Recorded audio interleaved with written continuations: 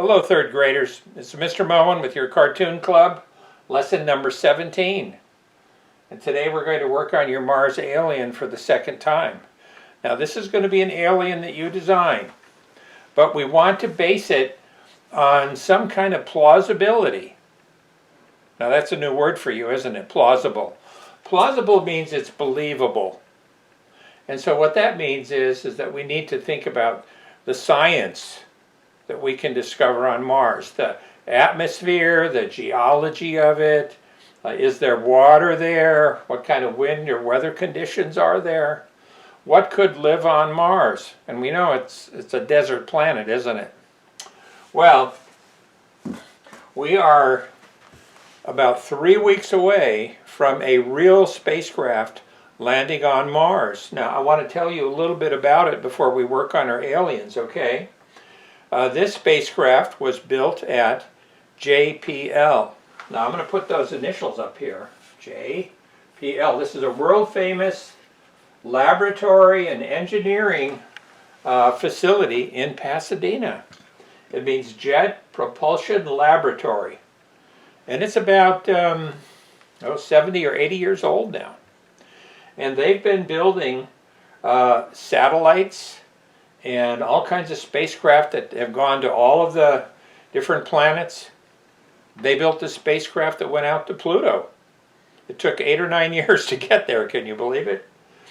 Well, about 6 or 7 months ago, they built the 6th spacecraft, I think it is, to go to Mars and to land on Mars and to explore it with a rover. And the name of that spacecraft is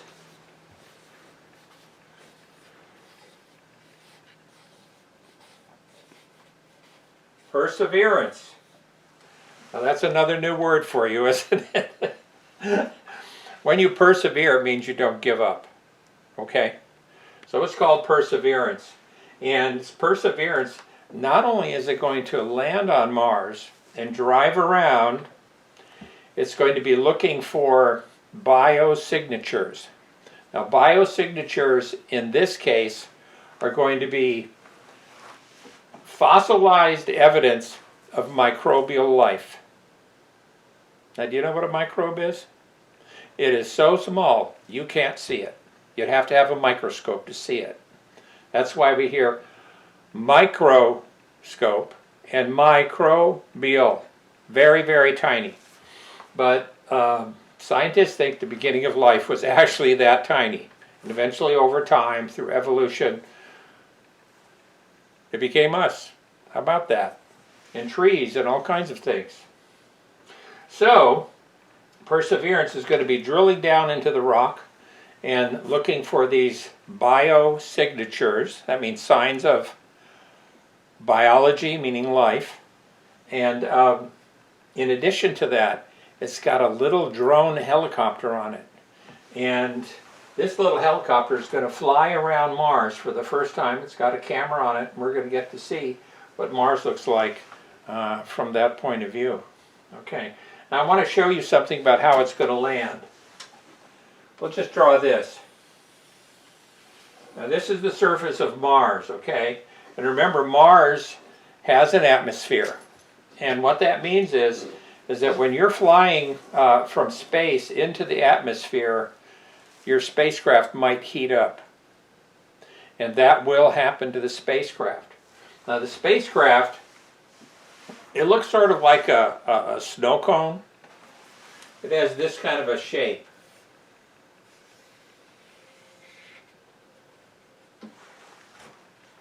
And it's going to be coming down through the atmosphere of Mars at 18,000 miles an hour. That is so fast that you could fly across the United States in 5 minutes at 18,000 miles an hour. So what's going to happen is this is going to heat up. There's going to be all kinds of flames coming up here, see? Well, it's a tremendous sight, like fireworks. So what they have is on the bottom of the spacecraft, they have what's called a heat shield. And that protects everything inside here from burning up and being destroyed. Now, on this spacecraft, they have little rockets and they can turn it. And what they want to do is they want to land over here, okay? And so they're going to make it turn this way, and they're going to be kind of flying through the atmosphere. Now it's just going to be like shooting. It doesn't have wings. Shooting through the atmosphere like this. And it wants to land down here. And then what has to happen is this. There's a rover inside of this. It's got wheels, it's got the helicopter, but it's all enclosed inside of this. So at some point, as it's traveling towards its landing site, the spacecraft is going to eject its heat shield. That heat shield is going to fly away.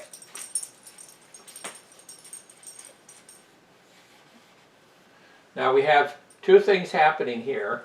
The first thing coming down through the atmosphere so fast, that's called entry. E for entry. This is called descent. And the last letter is L, the actual landing.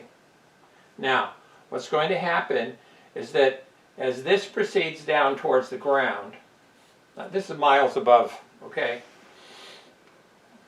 It's going to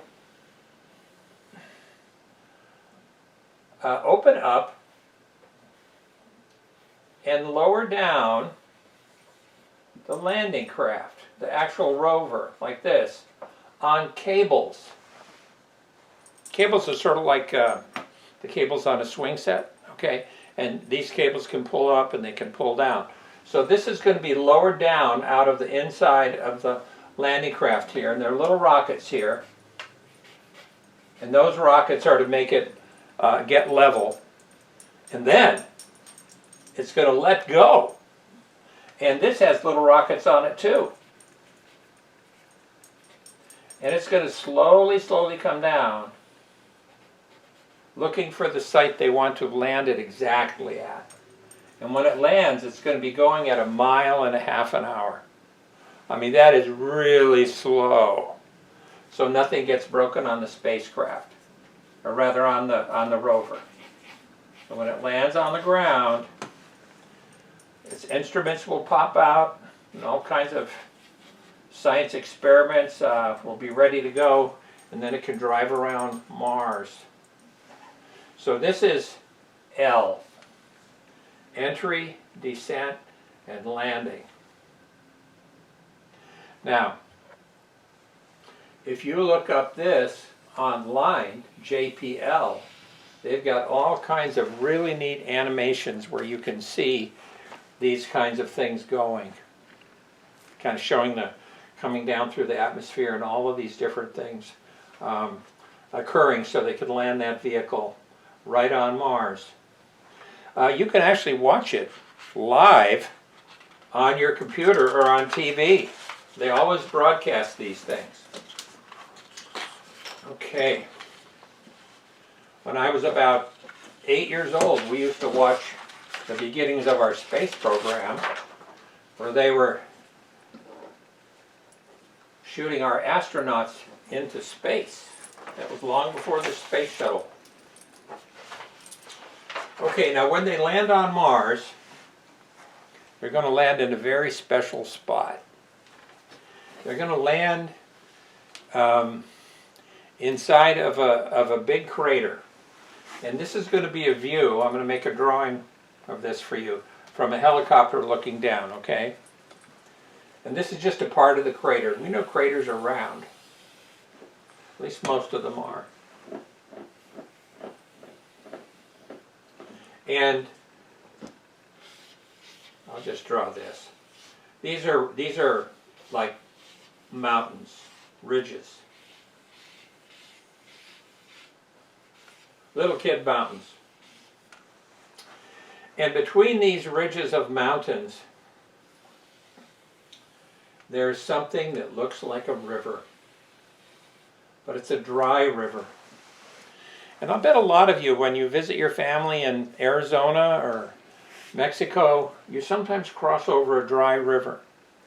And when you see a dry river, you see there's things that look like they have float along in water, and the water's gone away and then it's dried.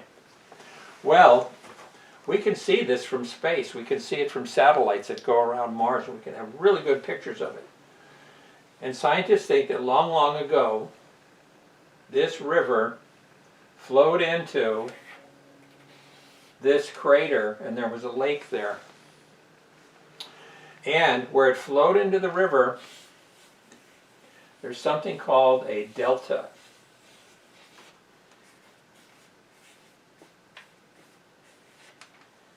Now this is all helpful scientific information for your alien. Maybe your alien lives in the delta.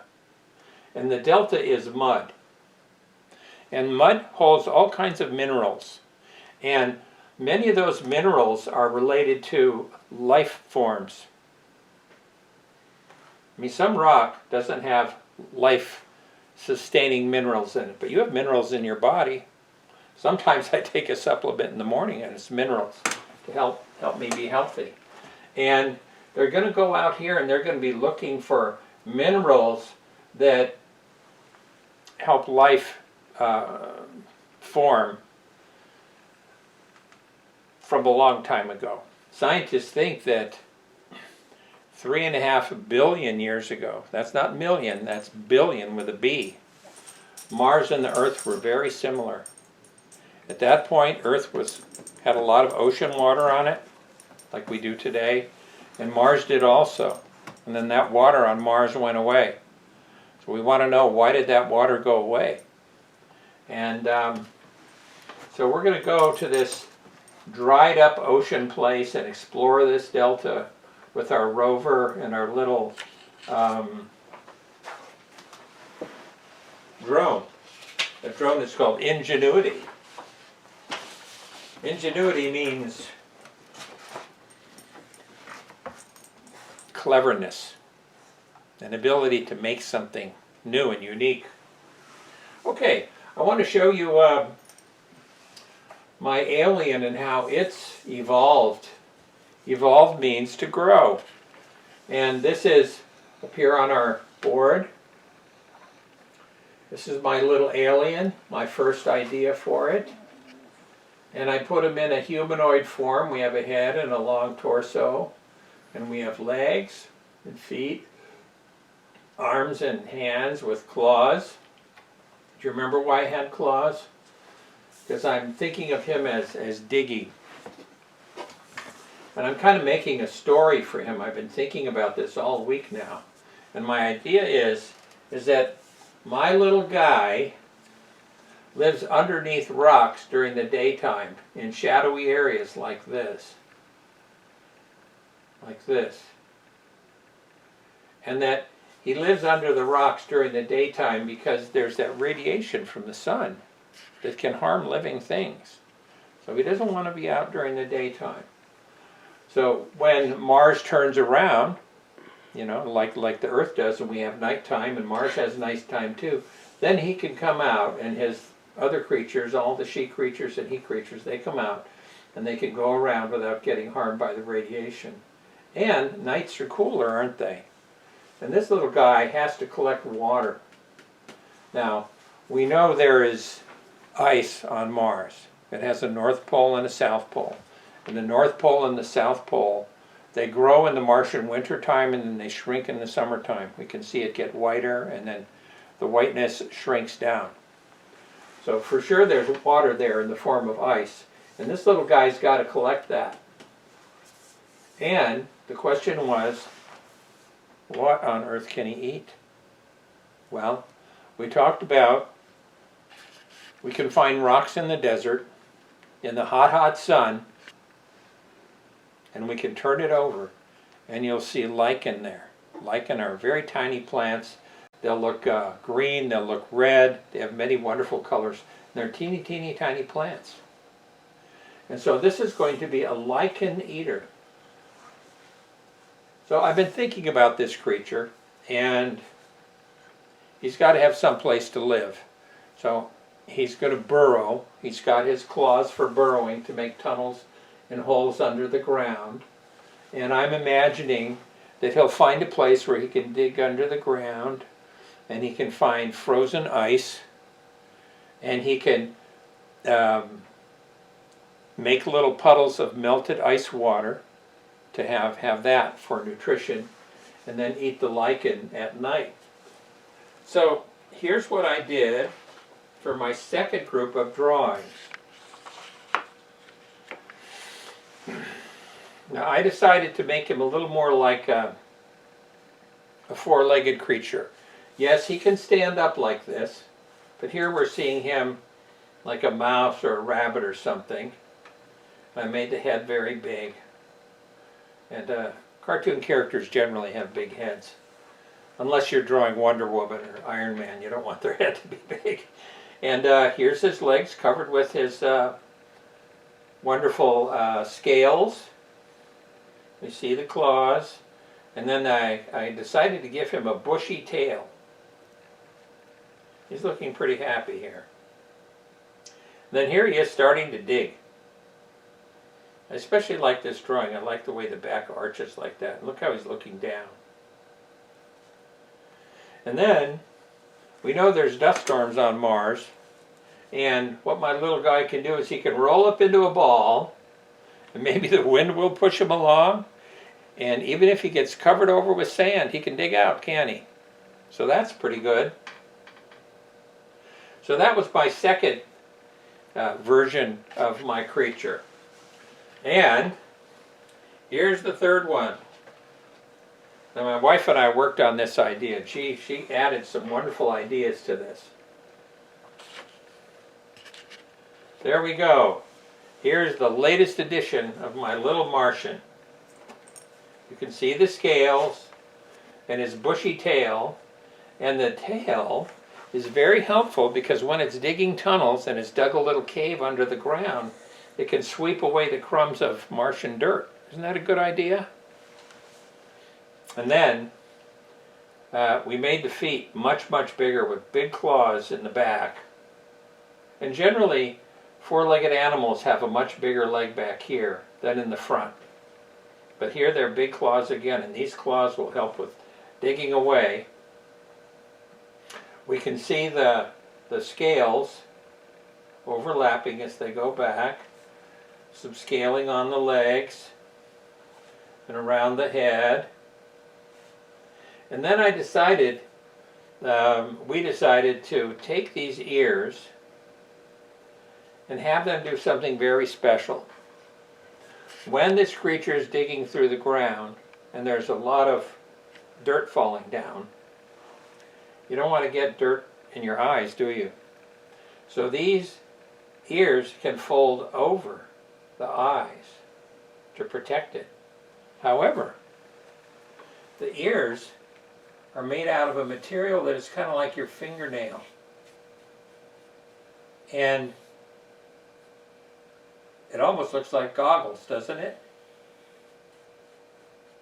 And when the ear folds over, you can still see the eyes through it, and the little creature can see where it's going. Also, if it's out in the open area outside, and there's a dust storm, it can cover its eyes so it can see and walk around in the windy, dusty Martian atmosphere. Also, it can take its scales and it can make them stick up. I'll draw one of these sticking up. All of these are ideas I've been thinking about, and my wife and I have been talking a lot about this little creature. And these scales can stick up to protect it from the wind. Like that, see? And they can stick up all over its body. Oh, I like the way that looks. Now there's one last feature here. See this tummy? And see those little speckles on it? This is a tummy that has an ability to absorb moisture like a sponge. Now, I don't know if that's possible. I don't know if animals do that. But I'm thinking about this animal needs water, and sometimes it needs to save water or bring water home to its babies or something. So this spongy tummy can be lowered down into a puddle like this here, where the ice is dripping and melting down, making a little puddle underneath this rocky ledge with its shadow. It can absorb this water and it can be taken home. Or it can drink the water and it'll be stored in its tummy. And then when it gets to its dwelling place, it can expel. That means to make it go out from the body as needed. Well, that's a lot of story about an imaginary creature, but it's all based on needs, and it's all based on some facts, and we'll never see a creature like that on Mars. Now, the most we can hope for is microscopic fossils. Microfossils is what they'll be called, very teeny tiny fossils. But it's plausible, it's believable.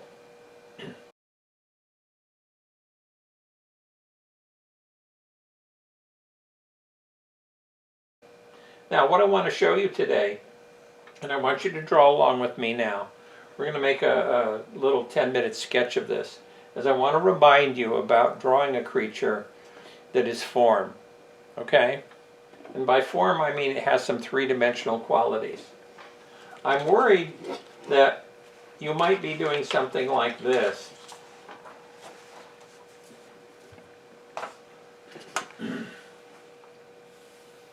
Here's an interpretation of what I did.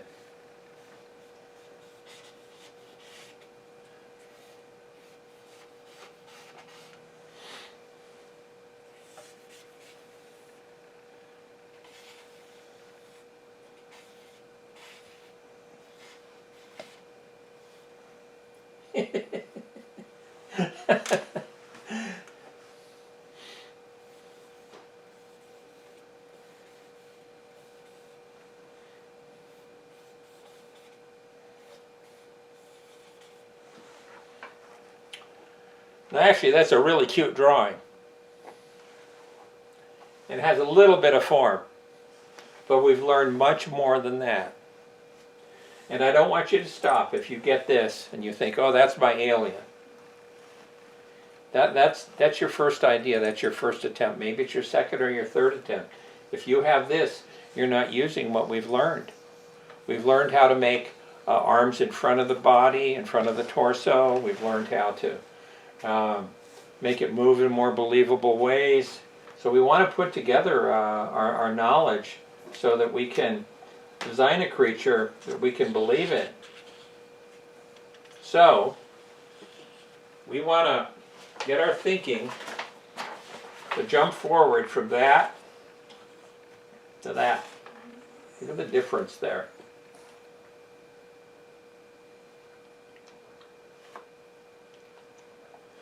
So what we see in this one is we see the back leg overlapping the body here. You see the body hanging down, the back arching. The tail is around behind the rear end. We see the faraway back leg here. Now here's the close by front arm. The faraway arm is over there. The head overlaps the front of the torso. Remember, this is the torso. Bigger eye, smaller eye.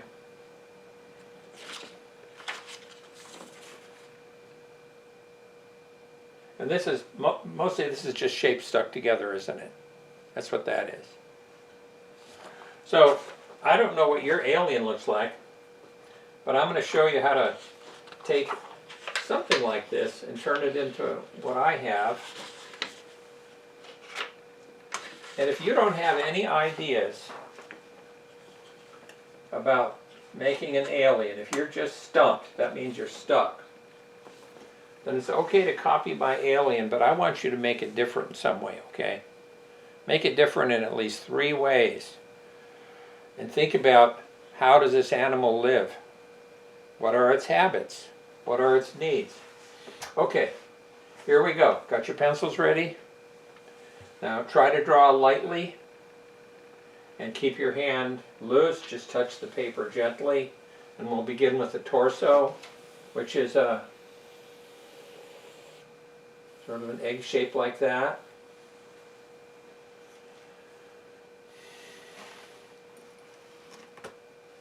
Now if you're doing this at home on your own, you can stop the the video at any time and finish this step and then continue. And then we're going to have the head, which is a pointier kind of an oval, and the point's going to be here for the nose. And it overlaps the body, like that. I think I'll make it a little bigger that way.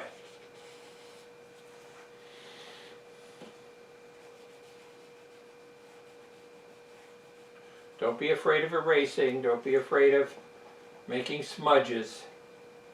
You're working out an idea here. So now we already have form. We have that in front of that, and that's in front of that, believe it or not. Now we'll do the rear leg, and the rear leg is going to overlap the rear end. So we see the rear leg come down like this and like that. See, the knee would be right there. And then a nice big foot with those big claws. And we'll make 1, 2, 3 toes with nice big digging claws. Oh, that's so fun. And then, what do we call that? A see-through line. You get rid of that.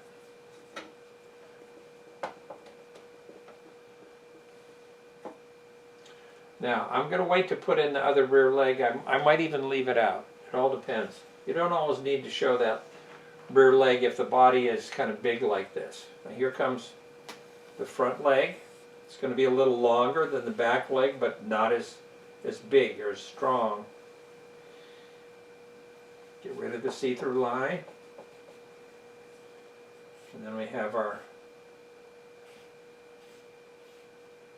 toes with the big earth-digging claws. Now, earth isn't the right idea for dirt on Mars, isn't it? I don't know what to call dirt on Mars. Mirth? Who knows? Soil. We'll just call it soil. Okay, now the other leg is going to be over here. See how it's coming out from behind the chest? This is no different than drawing Minnie or Mickey. No different at all. The rules of drawing are the same for all forms.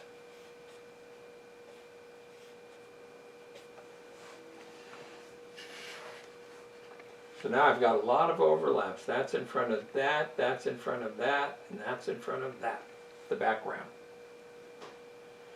Okay, I think I'll show that other foot here, and we're just going to see a few of the big toes sticking out over here. But it's got to be under the belly. I don't like that. Looks like it's coming out of its belly button. We'll try one more time. I'll move it back.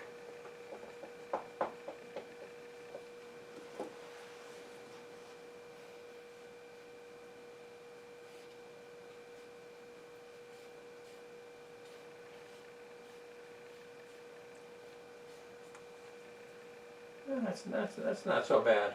We'll smudge it a little and make it lighter.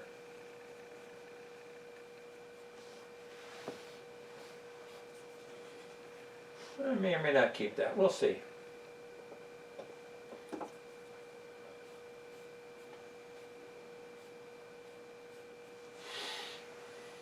Just be sure you're thinking when you're drawing, okay? See what effect you get. One great artist, Henry Moore, said when he works on a sculpture, he just keeps changing the forms until it feels right. So we want this to feel right. Okay, now here's my brushy tail coming out from behind the rear end. Here I want to make sort of action lines here. And we'll put some swirls around here. So it's like spinning it around. Kind of like we did on our submarine.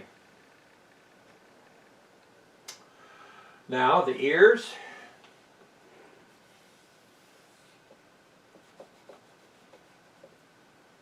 Now my idea about the scales is that the scales are made of a material a lot like your fingernails. And if we could take this fingernail off of the end of my finger and you could hold it up to the light, it would be translucent. You would see light coming through it. And that's important for this ear idea, because these are actually scales that come down over the eyes to protect them from blowing sand. They're sort of hinged. And when you make a creature's eyes, be sure to put a little bit of shine in it. So it makes it look more alive. Okay? You don't have to put a bunch of bubbles in there. Just a little bit of a shine. A little white space. Gives it some liveliness. Perks it up. And we don't want big open nostrils. We want little holes. And of course, the creature can close those holes.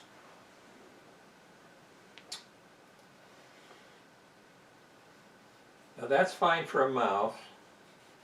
But here I'm going to take and make the chin come out from underneath the sticking out nose.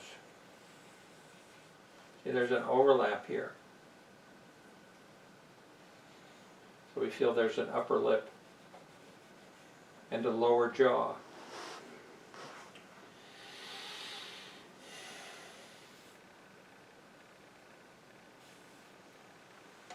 That gives the ears a kind of a feeling of being like this, so they can go down like this over the eyes. Okay. Well, he looks a little bit like a rat, a little bit like a rabbit.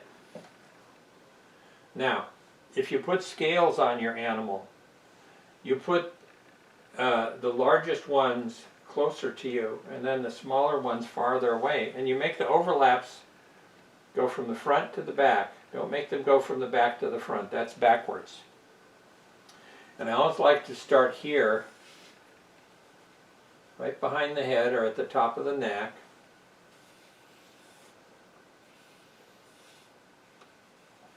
If you draw dinosaurs, this is a good thing to know.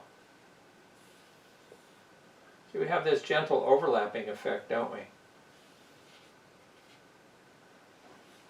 And scales on an animal are not stuck on like at random. They follow a pattern.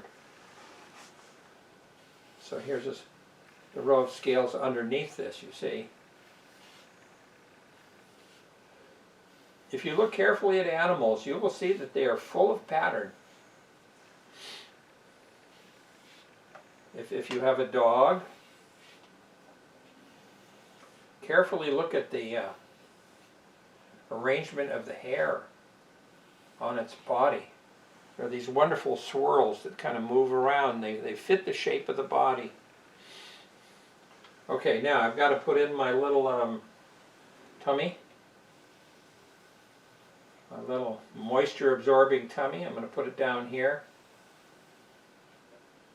I'm going to make its skin a little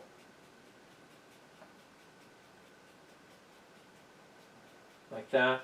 Now my idea is that these little holes actually help suck up water like a sponge.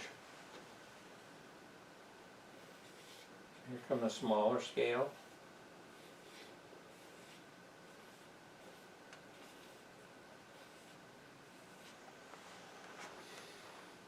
Now, when I get to the legs, the scales really should be going down. And see, this is closer, that's farther. So the overlap is going this way.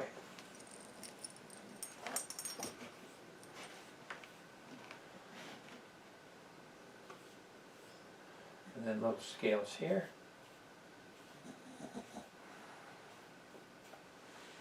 Oh, this is so fun. I love doing this.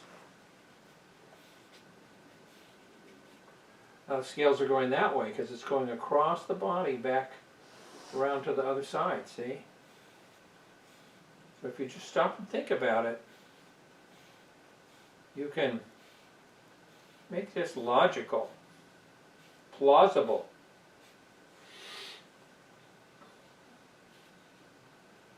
It's a wonderful word.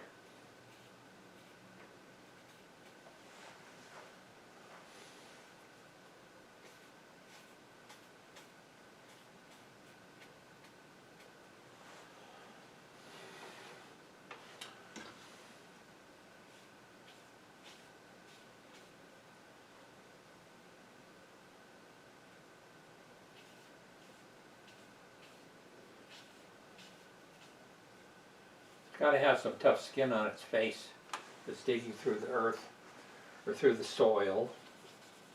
Make some shadows here in the ears, but not too dark.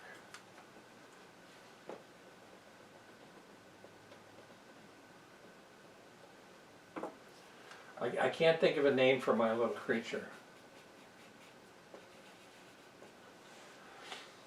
I have to work on that. Okay.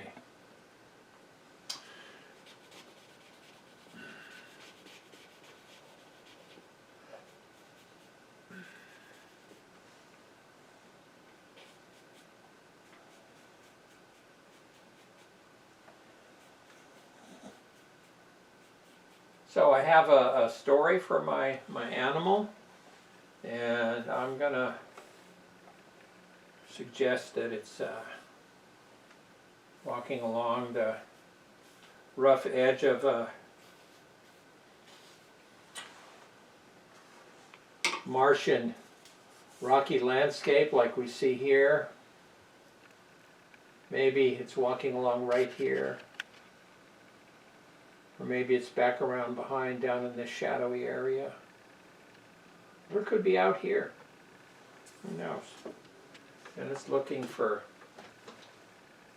frozen ice that is melting.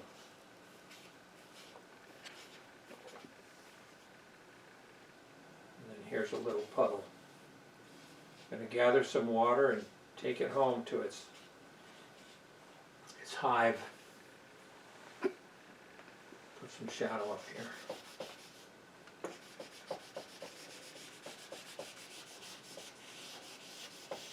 Now I want to encourage you to go to the JPL website and look for some of the information on Mars, and look for the entry, the descent, and the landing information. Remember, the spacecraft is called Perseverance and the little helicopter is called Ingenuity. And it's landing sometime in February, I think in about 2.5 weeks, maybe 3 weeks. And you can actually watch this live on TV or on your computer. Now, here's one last science fact. When the spacecraft lands, it's going to do it all on its own. What does that mean? It means that Earth communicates with the spacecraft. But when it sends a signal to the spacecraft, it takes 8 minutes to get there. Just one way, 8 minutes to go all the way to Mars. So the spacecraft can hear a new command or an instruction. And then when the spacecraft responds, this is a computer responding, it takes 8 minutes to get back to Earth. That's 16 minutes. Now, when the spacecraft enters the atmosphere of Mars, it takes 7 minutes to land. That means there's no time whatsoever to talk to the spacecraft. So at JPL, they've built this so completely that it can land all on its own. We would say it lands automatically. The only thing about that is we've never done this before with this spacecraft. This is like all brand new construction, brand new engineering. So they have worked years and years and years testing and building and trying out things and making it as possible as it could possibly be. So this is successful. Okay? So it's a very suspenseful time. And you'll see them in the control room standing around looking at each other like, oh, holy smokes, is it going to land or is something going to go wrong? And there are thousands of things that have to go right. It is very exciting. I'll tell you the date of the landing when we get closer to it. Okay, well, have fun with your Martian and try to make it as original as you can, okay? So that's the end of our lesson for today, kids. Go for a 3-dimensional Martian, and I'll see you next week. Bye for now.